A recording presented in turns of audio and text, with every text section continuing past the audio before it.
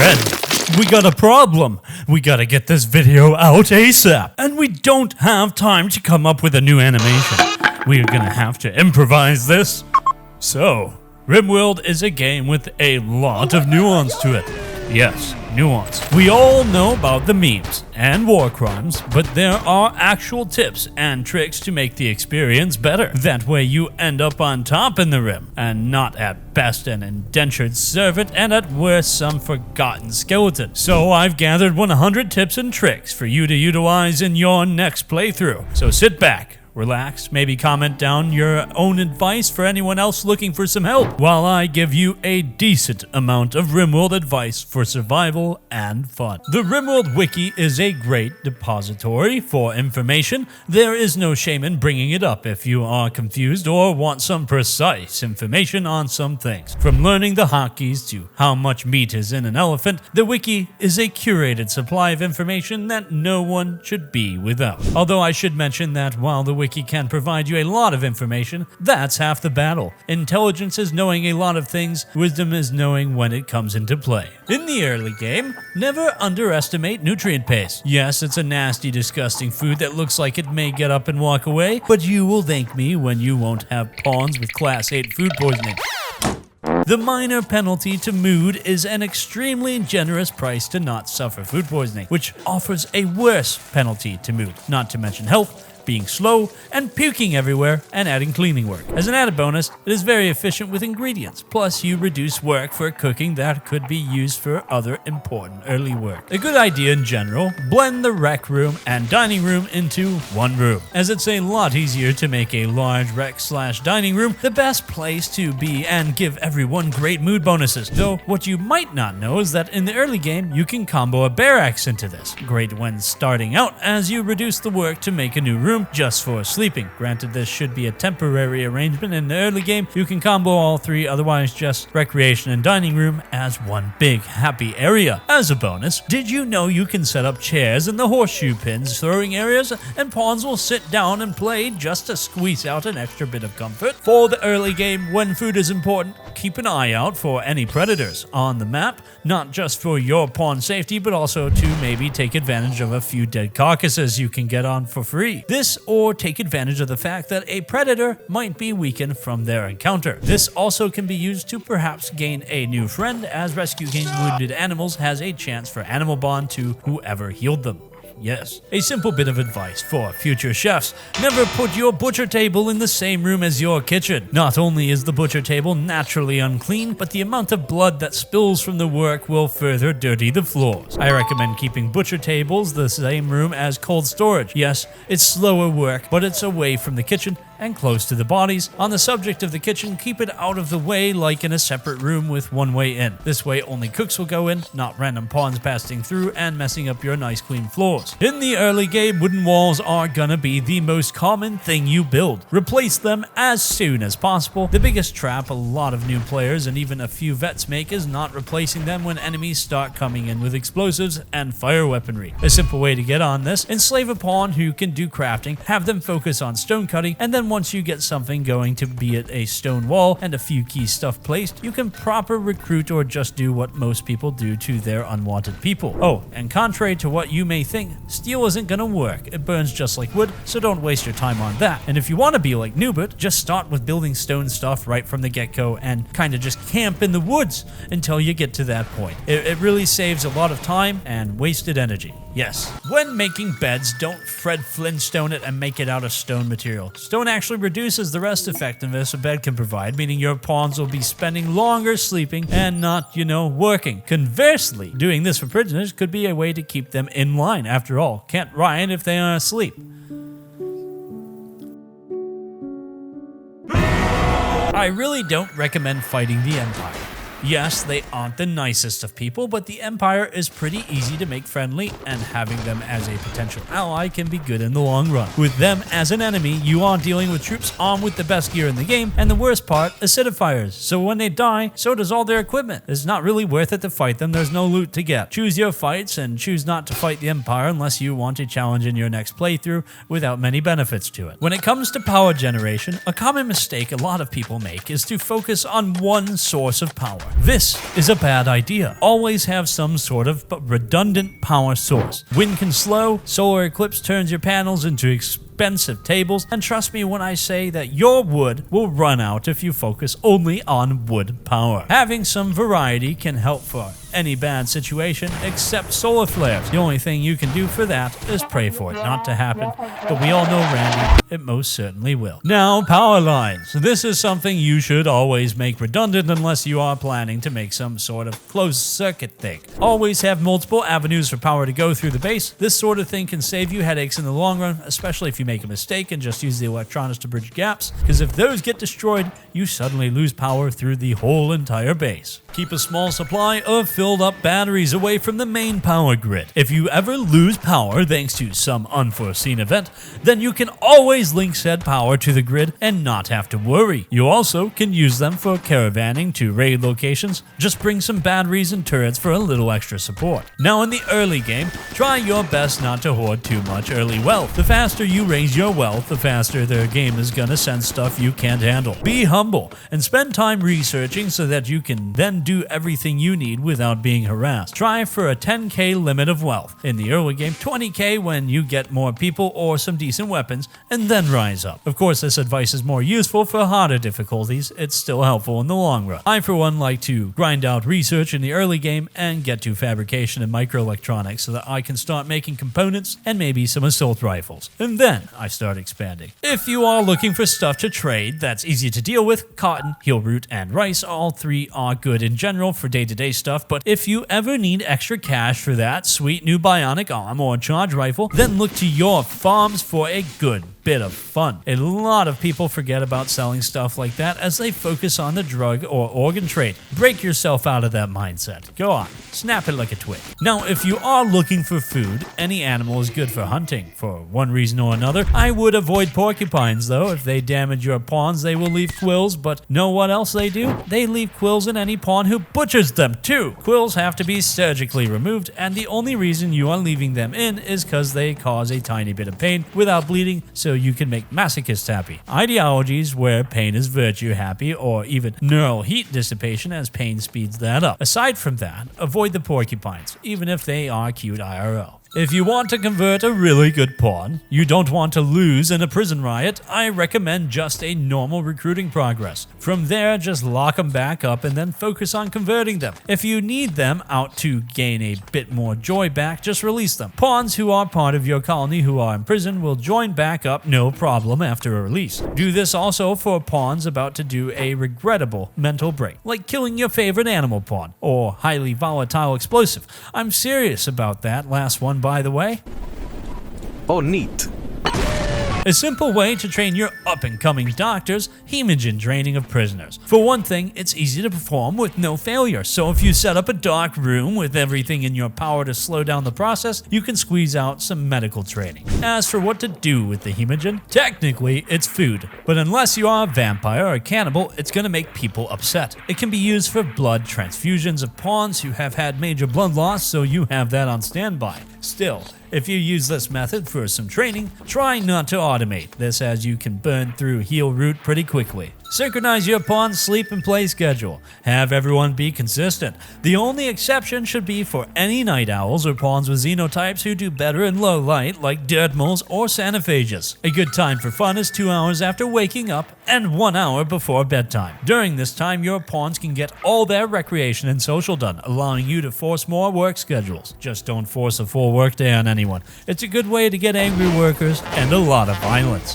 Picture this. You are enjoying your nice day. Sun is out, flowers blooming, and all of a sudden, exactly 49 angry wolves are coming for your colony. What do? Simple. Just go inside and lock the door. Man-hunting animals don't destroy doors. They will target turrets, but hey, losing stealing components is better than your pawn potentially getting scaria, which is dangerous. Who knows? You might have these animals act as a force against raiders. Discretion is the better part of valor, and to be fair, being killed by Cujo is not how I want to go. In the event food stores are low and you must eat human or insect meat in an ideology that doesn't like cook them, please do your best to cook them into fine or lavish meals. The penalty of eating said ingredients can be offset with having a nice tasty meal. So make your local food critic proud and provide the greatest long pork meal you can.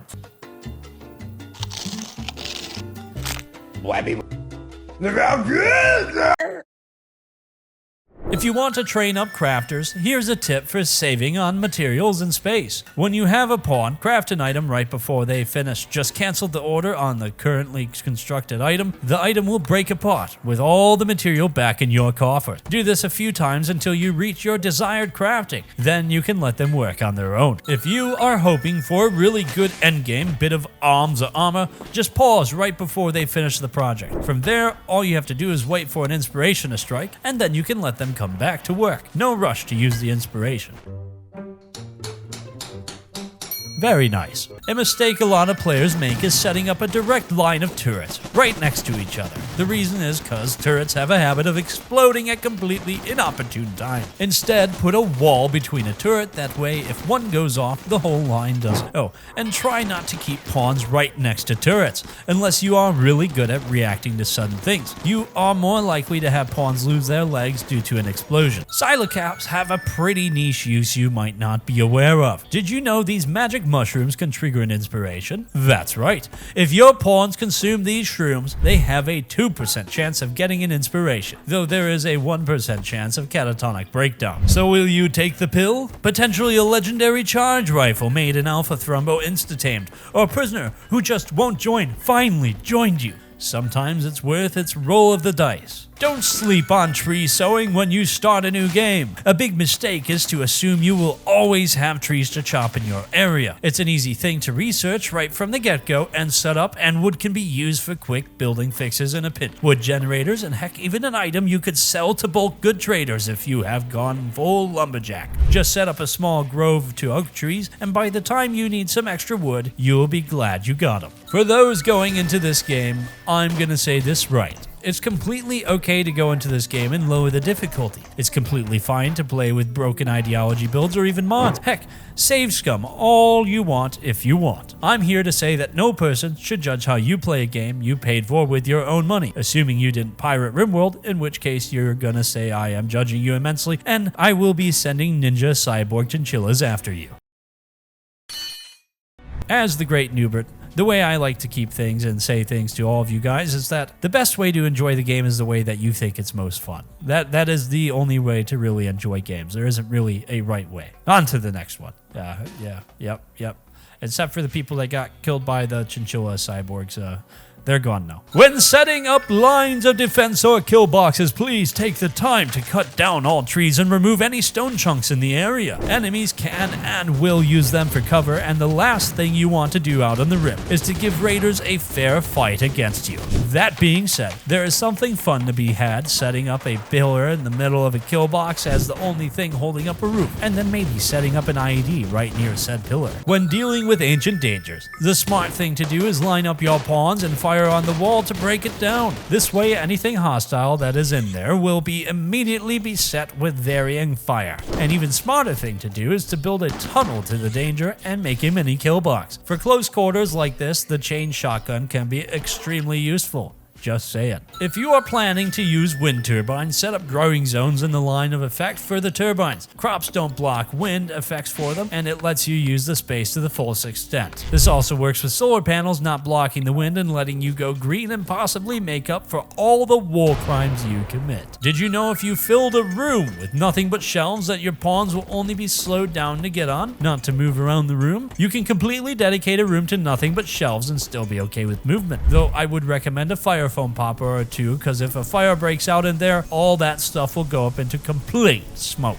And I suppose your pawns potentially, but the stuff is more important than the pawns. If you are doing the ship escape, the reactor can be triggered without the rest of the ship. Seriously, it's better to just fortify the reactor in a bunker and at least 3 layers thick and behind all of your defenses so that you can focus on that 15-day survival. After the end of that ordeal, you can take your time with the repairs and making the ship of your dreams that totally won't land your colonists on some other Rimworld, starting this over in an infantile style where you need to do this again and again. For early and endgame clothing, Devil Strand is your best bet. It is a consistent material you can farm from early game to endgame, whose properties make it great for defense, not to mention style. Seriously, a duster made of Devil Strand is on par with a flak jacket with less slow movement. Throw in a flak vest on top of that and it's like marine armor, just with less limb protection. Do not sleep on this textile. Unless you can make a bed out of it, pretty sure it would be a pretty comfortable one. Now, on the subject of fine dining, I would recommend up until the endgame to focus on fine meals. This was because fine meals require a value of half of a point of nutrition for a 0.9 return in the meal, versus a lavish meal's 1 nutritional value or a 0.9 return.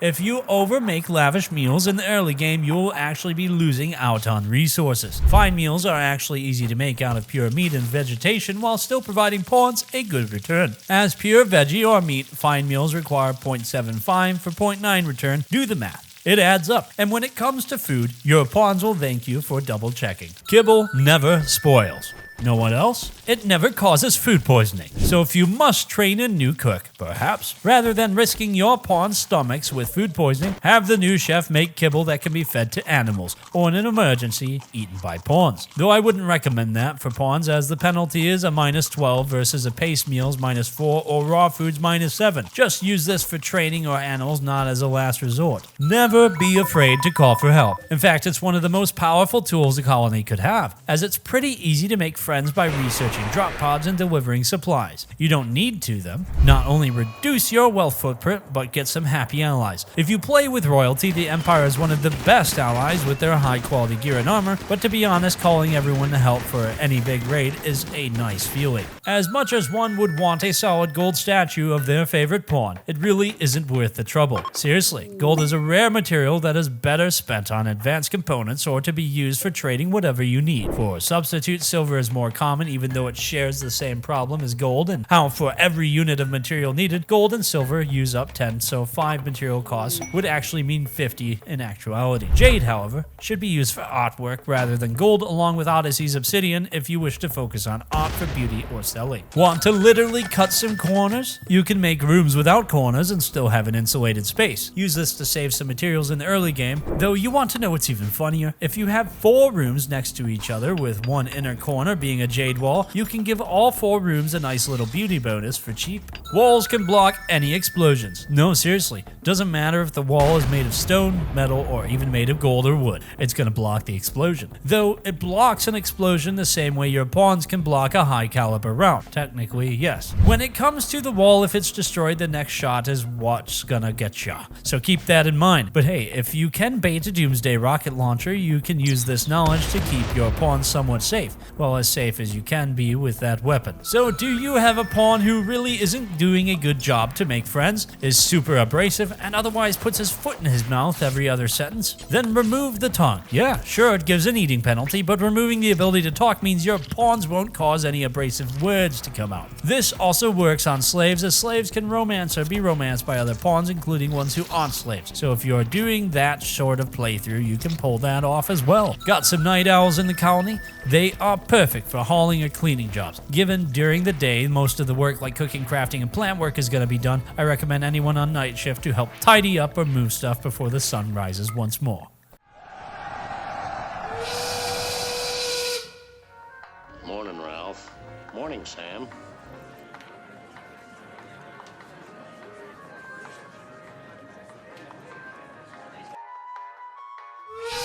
This one may seem obvious, but a lot of people forget to light up the work area. When a pawn doesn't have light, they move slower in darkness, not to mention work slower. This is especially bad for surgery work, as low light actually reduces surgery chances, so remember to check your light levels in rooms. The only exception is if you are playing with an ideology that craves the darkness. In that case, don't sleep on dark lights, they do provide light. But while they provide proper lighting, they don't make pawns upset to be in the light, as it were. If you want to not use lighting in the early game, at least light up important work areas, especially medical beds. If you are wondering why it's hard to recruit your prisoners, check your prison. A prisoner's mood actually influences the difficulty of recruitment. Setting up some statues or plant pots can go a long way in making their stay nicer. Try for single bed cells that have nice flooring, a table and chair with a decent bed. This way, not only are your pawns more likely to get to them, but the prisoners are less likely to go on a prison riot and shank your pawns.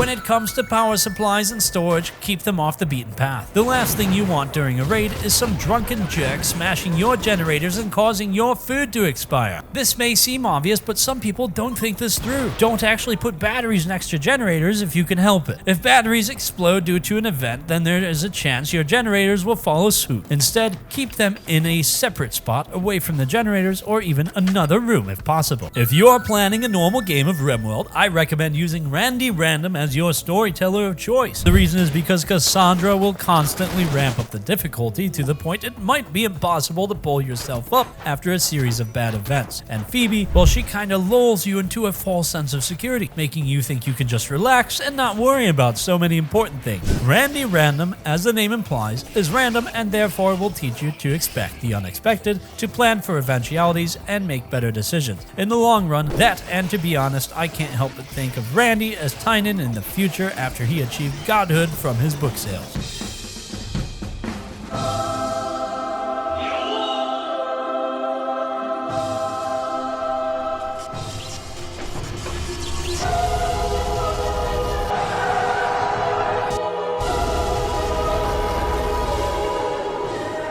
Good idea. Storing your chem fuel and explosives in a nice separate storage away from other stuff in case of a fire. Bad idea. Storing your chem fuel and explosives in your barn. Need I say more?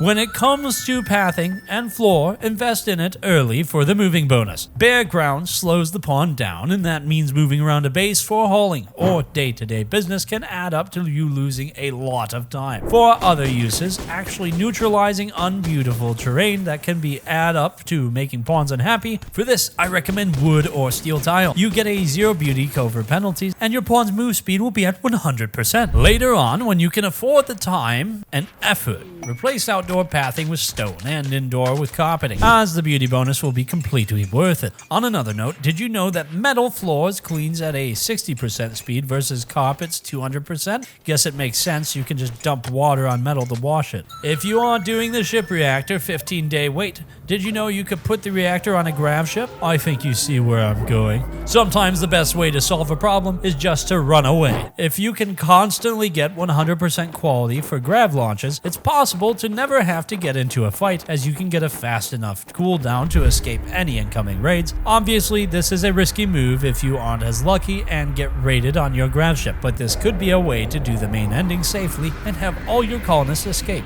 rather than a few survivors. Try for 2 doctors in a colony base, because what do you do if your doctor is down for the count? Yeah, it's always good to have some backup healers, and if you can, set 1 doctor on the night shift. That way the main doctor during the day can rest with the night shift doctor able to tend to patients or react to any emergencies. As for ratio of day docs and night docs, well, depending on the size of the colony, you can usually get away with 1 to 2 night shift doctors, but for giant colonies who like to fight, try to have half of your docs waiting for that call at 3 in the morning.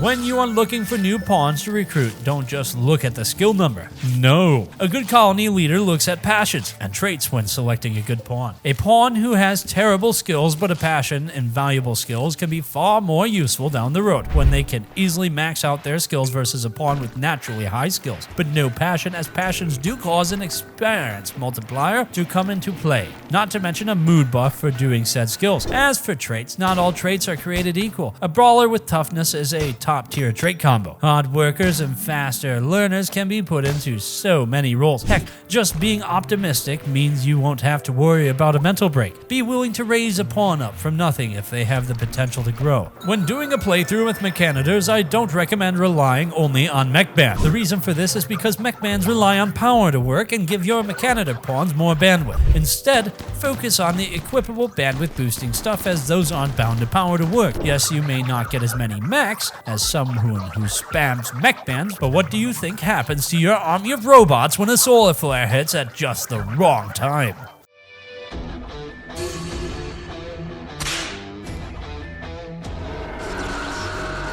Well crushed. A simple bit of advice when starting a new game, actually turning on automatic rebuilding. It's right there in the lower right hand corner of your screen. Anything in your home area will be automatically rebuilt when destroyed, and given you want to always rebuild walls ASAP, yeah, this is a good for that. Oh, and I also recommend turning off the expand home area automatically button as well. The reason is simple. Sometimes you want to stay in your home area like within a compound for one reason or another, but if you automatically expand the home area, we'll go over the wall. My writer cites plenty of times he forgot to do that, and he wondered why suddenly pawns walked out into an area full of manhunting animals and then doomed the colony, leaving the door open. Yeah, here's a useful bit of trivia. Shock and Insanity Lances work on mechanoids. Yeah, got a mechanoid you really don't want to deal with? Might I recommend sending it to the ground or cause it to go berserk and attack all its buddies? Yeah, this is a short and simple bit of advice, though should mention this won't work on the 3 mechanoid commanders, so no, you can't out-psychic an Apocryton, as funny as that would be. And yes, this does also work with the craftable shard lances, but because they are a much shorter range, unless you plan around its shorter range, I would recommend sticking to the rarer psychic and shock lances for the bit of trolling. Did you know orbital traders always drop items in the nearest outdoor space to your console? Well, you do now, which means you can easily set up a spot for your pawns to collect any dropped items you shop for, setting up a console near that area and therefore save any headache for the delivery boy dropping that important Rimworld medicine right outside of your walls.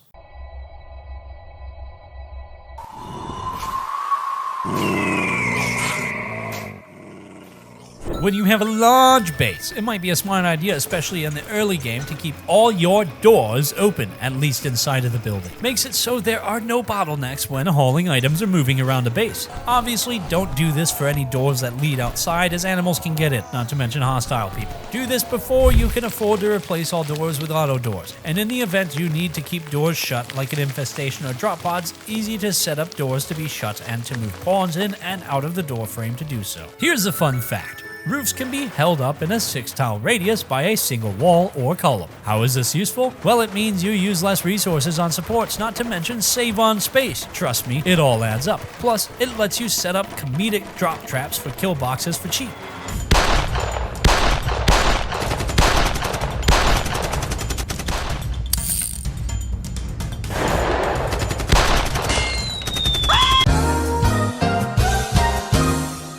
Luciferium is a powerful pill, granting a whole lot of bonuses with the very tiny side effect of complete and total insanity due to the nanites eating away at the body before death if you don't continue to take it. I mean, it's totally minor, but I can see why a lot of people usually don't use it.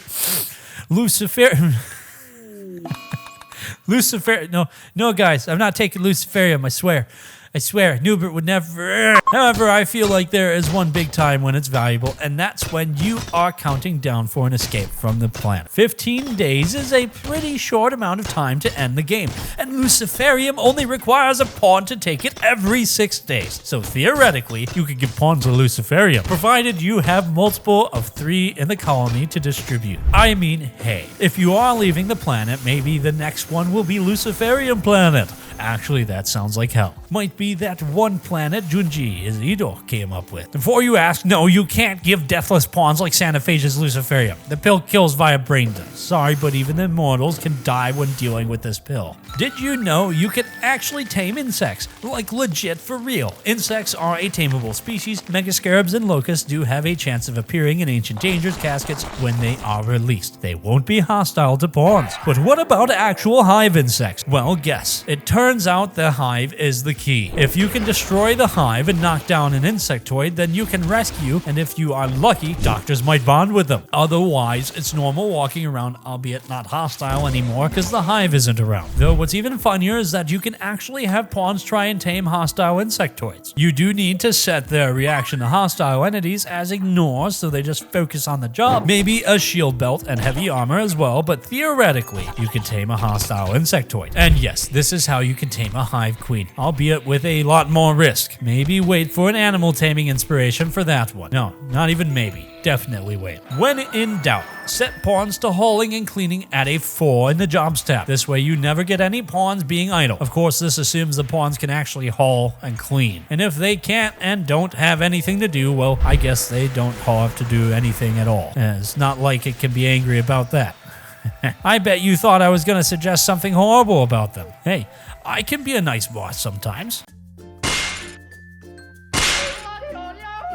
Did you know drop pods could be used for extra storage? Yeah, 150 kilograms a pod isn't anything to sneeze at. This is great for when you need to get some stuff locked away, like a pawn with an addition you want to wean off of, but don't want to lose the drugs. Just keep them in the pod until it's safe, or just dump all your junk into the pod and launch it when it's full, either to a settlement to make them happy, or an enemy to give them your garbage because it's funny. Now, if you decide to go play on the harder difficulty, I'm gonna tell you right now, it isn't gonna be the raiders that will get you. It's the illness. For some reason, the storytellers really love to unleash the flu or plague on your pawns, especially at the worst time, infecting 20 pawns at once. Invest in learning to make penicillin early on, and have your key pawns on steady diet of them. Trust me on this, when you prevent your best doctor or sniper from being out of commission, you will thank me. In the late game, the moment that pawn goes down is when Randy's gonna kill you. He's waiting for the moment. He knows it's gonna happen, and he's gonna come get your butt cheeks when he can. Did you know that cleanliness affects research speed? Well, you do now. Invest in sterile tiles to speed up all your pawn's research speed. Barring that steel tiles can add a bit of cleanliness to a room. Know what else cleanliness helps? Well, the obvious food poisoning chance in a kitchen. But they do affect surgery chances, so clean up from the last patient before you start that open heart surgery. Finally, it affects the speed of a gene assembler, which could be very important for the mad scientists in the audience. It's alive! It's alive!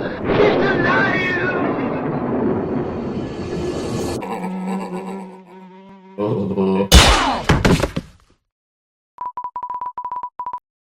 From my years of playing Rimworld, I think I found that sweet spot for corridors. A good 3 tiles wide, it's wide enough to not cause traffic jams, and with enough space to allow for inner turrets or walls for cover in the event of an invasion that breaks in. Plus, I think they look really good. One of your biggest end goals should be a greenhouse. Trust me when I say hydroponics can be one of the best investments any colony base should make. And it's easy enough to set up. A perfect hydroponic base with 24 basins that can be self-sufficient. A rice plot or 2 for chemical production. You can power all this up and never have to worry too much about food plant production. Beyond devil-stranded corn, which cannot be hydroponized. Muffalo are some of the best sources of meat out on the rim. They are big fluffy balls of meat, have killed more pawns than I'm willing to admit. This is because they have a habit of going manhunter. So here is some advice. If you're planning to hunt them, have other pawns follow the hunter. If they take out a muffalo without a problem, great! Otherwise, having helped to bring down an entire angry horde is gonna save you a headache.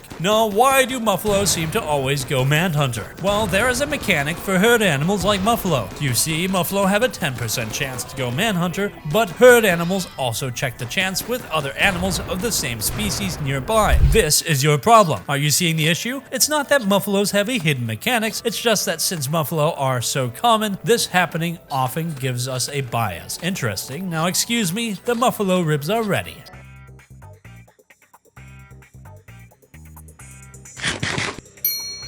If there is a simple but big piece of advice I can give you, it's to save your components and whenever you can, buy some components from traders both regular and advanced. Trust me, in the endgame you will have a lot of electronics that will need some replacements, and until you can make your own, everyone is gonna count. So try to limit what electronics you have until fabrication, then you can go nuts. Don't sleep on long-range scanners. When it comes to looking for resources, deep scanners can't select what type of mineral you are looking for, meaning you could be waiting a long time for the exact metal you need. Long-range scanners give less material, but you can search for whatever you want directly. And given you could potentially use the reusable passenger shuttle to go back and forth, getting miners to the material sites, just remember to give the shuttle extra fuel to restock. Maybe be prepared to make multiple trips back and forth depending on the weight of all the minables. If you're playing with royalty and have a pawn with some royal permits, don't hesitate to use them during the endgame, especially with the 15-day defense. What you might not realize is that you can keep using the permits even on cooldown at the cost of some honor. The good news is that pawns don't lose their royal rank by losing honor, and if you are in the endgame, it's one of those use it or lose it type things. Being able to bring in some more help, be it defenders or workers, can make the difference, especially in harder difficulty games.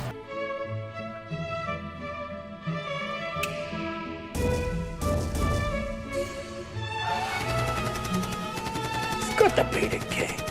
So when it comes to growables, everyone knows potatoes and rocky soil and rice is the good stuff. But that's for the first harvest. What's next? Well, in the beginning, focus on those faster crops, but after that, once you got a better foothold in the territory, change it up to corn. The reason is that rice is a fast-growing crop for good and for bad. You can not only over-harvest and inflate your wealth to the point it hurts you, but it can also pull your pawns away from other jobs because rice is very work-intensive. Corn, meanwhile, provides a huge harvest without eating up too much time beyond the initial planting. You just wait and harvest. In the end game, corn can be used for chem fuel production and food, but if you are hurting for resources, just use the rice in a hydroponic or two for either extra fast food or chem fuel material. Of course, this assumes you aren't eating people. Human meat is one of the most common meats on the rim, so you might not even need to worry too much by the end. You just have to be careful planting huge fields of corn because blight can destroy them and raiders might light them on fire, as well as thunderstorms destroying them. You can just have a really bad time with a large field of corn if you don't, so split them up and you'll be okay. Did you know that pawns don't friendly fire other pawns who are directly next to them? Yeah, this means you can have a sniper pawn being blocked by shielded melee pawns or other gunning pawns and never have to worry about accidentally hitting someone in the back of the head. Sometimes I wonder about that when my pawns rivalry are with each other, yes. But anyways, in the middle of a war zone, be it all. Even if they owe you an outstanding amount of data at that, keep this in mind. If you gotta stack pawns in formation, 2 lines at most, going for more than 2 lines can risk some friendly fire. If you want to set up a choke point, you can do that with a single door frame. 3 pawns holding the line behind the opening. Enemy pawns will have to go in and face 3 guys while your guys beat up on the raiders who are beginning for a fair fight. Not beginning, they're begging for it. Want to make it more unfair? Get some other gunners to help fire on them. Pawns don't friendly fire if they are next to each other, so you could potentially make it a 6v1 if you play your cards right. When raising boomalopes, do yourself a favor and make sure they are in a separate area away from everyone and everything. Trust me on this, given how explosive they can be, you are going to want to prevent any issues. Maybe throw in a fire foam pomper or 2 in their bond. Oh, and if you want to coal some of them, don't. Instead, release whatever number you need coaled out into the wild and then either fire on them with ranged weapons outside of your base's radius or just leave them alone. Now, if you want to keep some pawns happy and satisfied, sometimes you need to include some natural supplements. I recommend Psychite Tea. Not only does it improve rest rates, it is as easy to prevent addictions by keeping them on a steady supply for every 3 days. The extra Psychite can be turned into flake, which is more cost effective to create versus 3 AO, and then either sold or used for emergency mood boosters. For other social drugs, I don't recommend beer or smoke leaf. Beer reduces manipulation and consciousness depending on the amount of drunkenness, and actually adds more of a chance to cause a social fight. Meanwhile, smoke leaf, while it really makes a pawn happy, will give a minus 30 consciousness. That is crippling at best of times and deadly at the worst, since 0 consciousness can kill a pawn. Just sell any you get and avoid them whenever possible, except when you are desperate to keep a pawn sane. This may seem like a no-brainer, but it bears repeating. Always plan again when building your base. From the location of fertile soil, steam geysers, natural defenses that can help you. Always be on the lookout for any of these things and more when planning your base, especially for big construction projects. Measure twice, cut once. Definitely a good saying that should be passed along. Good idea for any colony. Make your main stockpile a freezer. This way you never have to worry about any perishables that end up in your hoard of items. It's an old bit of advice, but hey, still holds holds up after all these years. Not like the meat I kept in there. Might be getting freezer burn. Oh god, the meat is alive. Run! So, sieges, they are both a blessing and a curse. A curse cause that's a lot of angry people who want you dead. A blessing cause hey, free stuff that they are dropping down for the taking. If you are being siege raided, sometimes it's better to just wait for them to begin setting up, because you could kill them all, or at least get them riled up so they ditch their stuff. Or, what many people love to do, target practice on their now heavily explosive lined area. Oh, the choices you could make. Oh, it's wonderful. Gotta love it. Gotta love it. Loving the rip. If you want to get rid of a lot of waste packs, there is a way to do it that doesn't involve fire. No. Just wait for a pit gate to open up. From there, drop all the packs in, and the pollution buildup, if you take your time, won't affect the surface. Just clear it out, let it collapse, and let further generations deal with the pollution. This also works with the Hive Queen's lair. Now, what you shouldn't do is launch it into space.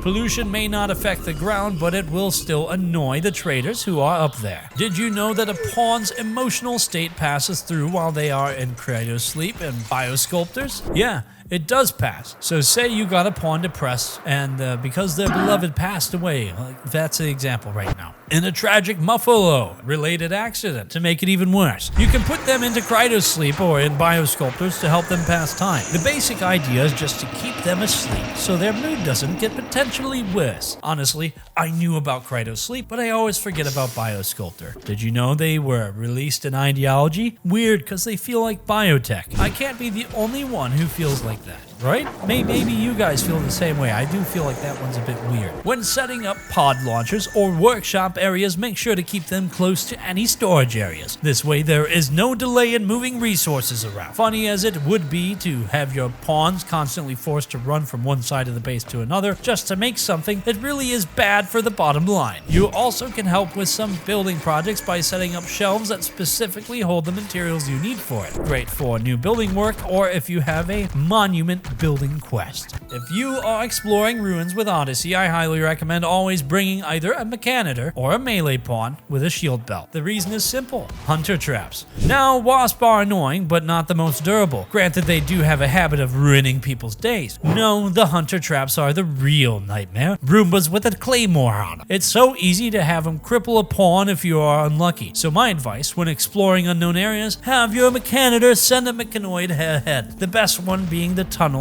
with its good durability and shield, bearing that a pawn with a shield belt can tank the hit perfectly. Stay smart out there and stay safe. Don't sleep on EMPs. It's not just for mechanoids. No, seriously, they can do more than stun machines. They can also completely turn off shield belts. EMP shells, when they hit a high mech shield, actually burns it out, leaving everything wide open for the follow-up volley. One thing that is always hilarious is how royalty implants actually have a hidden function of EMP causing a total brain shock, basically knocking them out. I like to think that this is how the Empire actually keeps control of its people, since the Empire is kind of a crappy place to live. They'll just EMP their soldiers that get out of line. It's the ones in the brain. So the learning assistant, the neurocalculators, circadian assistant, circadian half cycler, pilot assistant, all can be used in, say, people you don't want to go on a berserk rampage or something. They cause problems, just stun them. EMPing the nuclear, sterilizing and reprocessor stomach, and also causes vomiting, which is its own thing. Then there is anomalies. EMP can also be used to reveal hidden site stealers and revenants. So yeah, EMP has a few more uses than I bet you thought they had. When it comes to room sizes, 11 by 11 seem to be that perfect sweet spot. Seriously, just keep a pillar or column in the middle and you can make a perfectly functional room. In fact, you could honeycomb a base with just 11 by 11 rooms and link them together and never have to worry about rooms not being the correct sizes for anything, be it hydroponics, hospitals, storage, and of course, very nice bedrooms. Though now I'm remembering those Cube World toys back in the 2000s.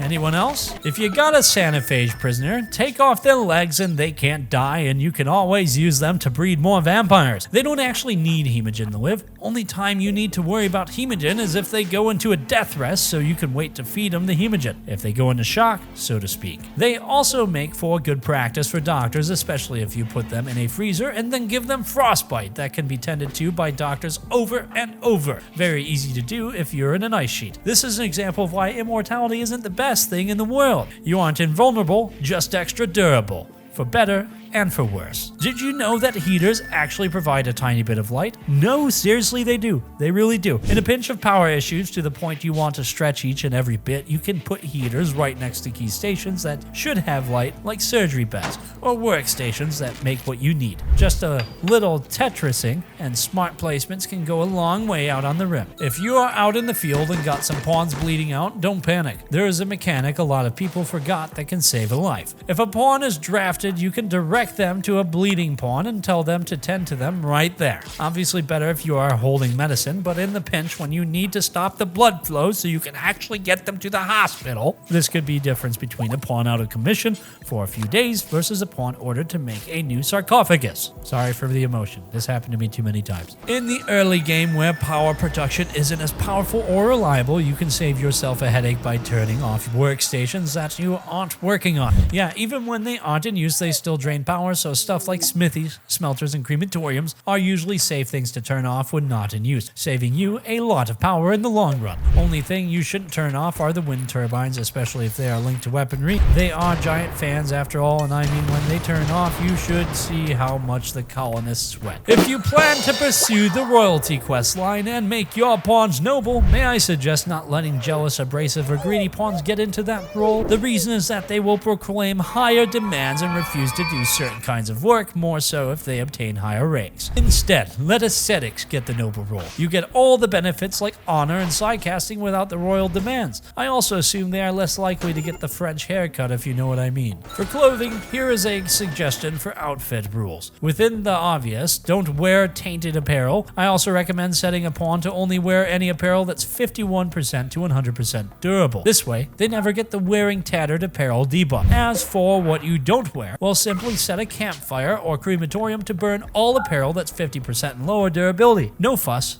no muss. Oh, and remember to set tainted apparel to burn. Easy to get filled with worthless cloth, especially if you are out making enemies. Children with biotech, you have two options for them. Put them in a growth vat for quicker aging or letting children age naturally. Well, what should you pick? The answer is, what do you want in a colony? If you're aiming to filling up your colony with plenty of hands to carry weapons, then growth vats to speed that up. You won't get a lot of passions or traits out of it, but you will quickly get new recruits. I prefer letting kids grow up naturally. They get far more passions and traits and even skills trained before becoming adults. For this, set their schedule to be sleep and play. This way they focus on learning and becoming better colonists. It takes a while, but it's worth it. Trust me, it's completely worth building up a colonist future from childhood. In the early game, try looking into the assignment tab. It actually does have some value. Like if you have a pawn with chemical interest, you can have them enjoy more lavish and fine meals to offset any drug needs. You can't provide versus a pawn without that just being content with simple or pace meals. You don't need to have any pawn with the same thing. You can change assignments for pawns based on who they are and their needs. For a quick burst of silver, try for chicken raising. They breed ironically like rabbits and are easy to take care of so long as you have plenty of roaming space. In any grounds that they can grow grass. Rats can also be a decent silver making animal, though they require a bit more in the way of food. But hey, corpses are there for a reason. Just be careful who you send to tend the animals. Good chicken.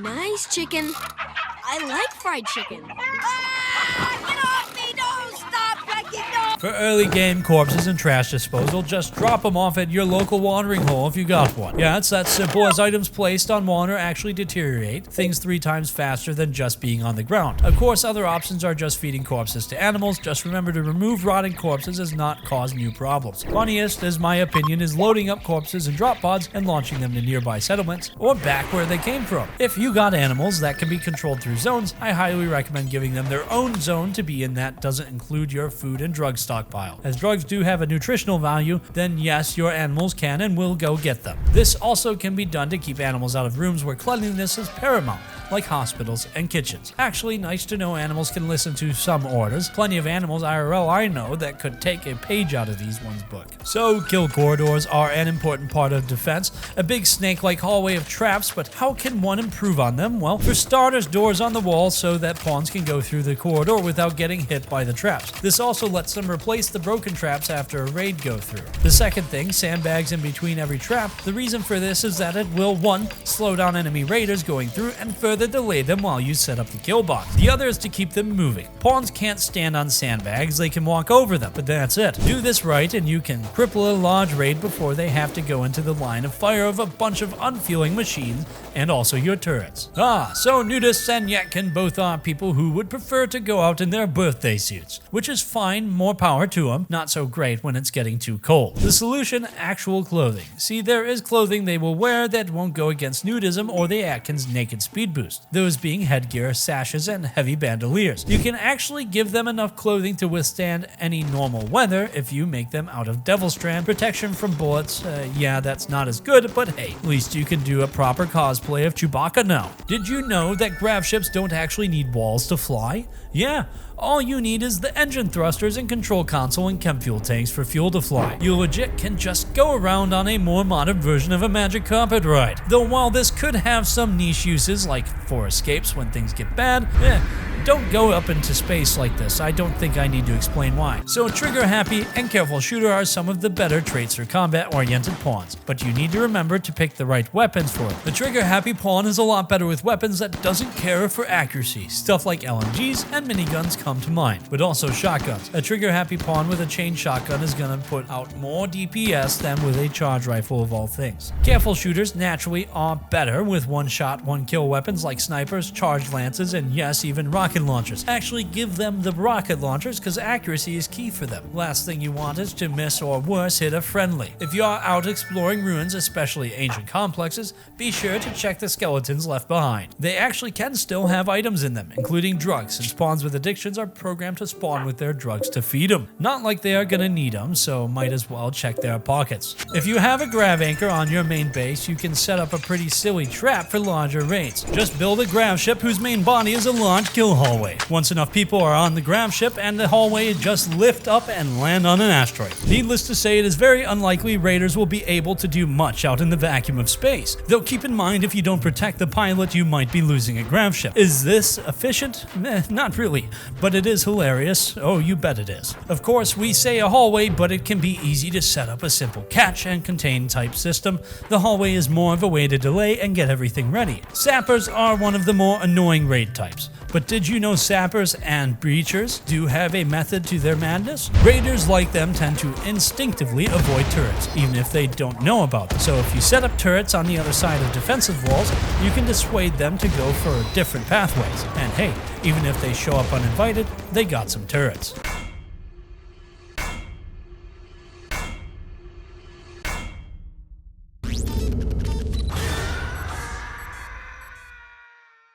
Rimworld is a great game, and for all the advice I can give, there is one big key of advice I hope you take away from this. Losing is fun. The mantra of Dwarf Fortress, one of the games that inspired Rimworld, and its motto that fits the Rim to a T. If you lose or fail, never get discouraged. Try again, but this time with the knowledge obtained from the encounters. Try new builds, new styles of base, maybe focus on certain types of colonists of xenotypes. Learn from failures, and of course, never get cocky with victories. Cause Randy knows I've let pride come before the fall. And do tell us your stories of failure and what you've learned from them. 100 tips and tricks and advice I can give. Always great to do these cause I love helping out Rimworld players, both new and old, cause for all the jokes of war crimes and cannibalism, we are a pretty chill community. Makes me proud to be a part of it and still doing this after all these years. I'd like to thank all the Patreons that help support us and make videos like this huge behemoth one possible. And if you like today's video, consider subscribing to the channel. It helps a lot and lets us know we're making some good stuff.